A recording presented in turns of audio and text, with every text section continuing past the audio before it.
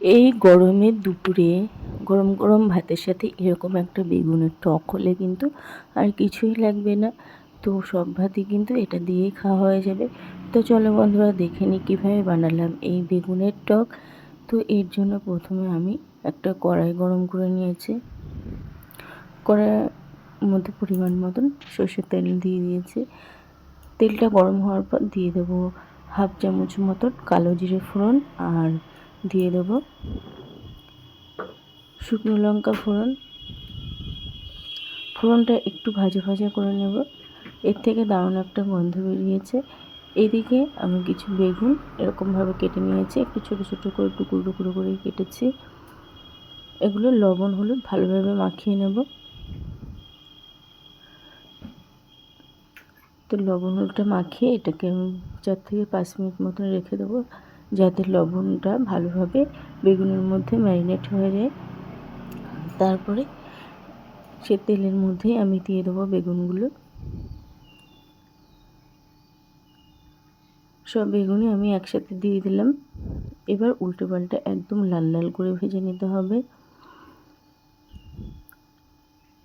এদিকে একটা বাটিতে আমি একটু তেঁতুল গুলে নেব। তো এদিকে কিন্তু বেগুনগুলো একদম লালচে হয়ে এসছে, একদম লাল লাল করে ভাজা হয়ে গেছে। এর মধ্যে আমি দিয়ে দিলাম কিছু টমেটো কুচি। টমেটোটা দিয়েও বেগুনটা একটু ভাজা ভাজা করে নেব। আর দিয়ে দিলাম কাঁচা লঙ্কাও, আর দিয়ে দিলাম বেশ খানিকটা ধনেপাতা। সমস্ত কিছুই কিন্তু একসাথে ভালোভাবে বেগুনের সাথে মিশিয়ে নেব। তো টমেটোগুলো একটু কিন্তু ম্যাশ ম্যাশ করে দিলাম, যাতে ভালোভাবে বেগুনের সাথে মিশে যায়। তারপর এর মধ্যে দিয়ে দিলাম গুলে রাখা তেঁতুলের জল, আর দিয়ে দিলাম অল্প একটু চিনি স্বাদ মতন। এবার এটাকে ভালোভাবে মিশিয়ে নেব, আর কিছুক্ষণ সময় নিয়ে এটাকে একটু কষা কষা করে নেব।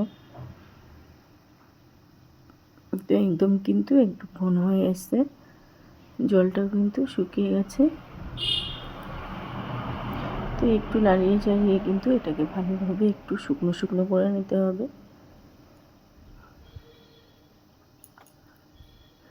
তো বন্ধুরা দেখো, রেডি হয়ে গেল দারুণ স্বাদের বেগুনের টক। গরম ভাতে কিন্তু এটা হলে আর কিছুই লাগবে না। তো বন্ধুরা, রেসিপিটা তোমাদের কেমন লাগলো অবশ্যই কিন্তু কমেন্ট করে জানিও। ভালো লাগলে লাইক শেয়ার করার অনুরোধ রইল।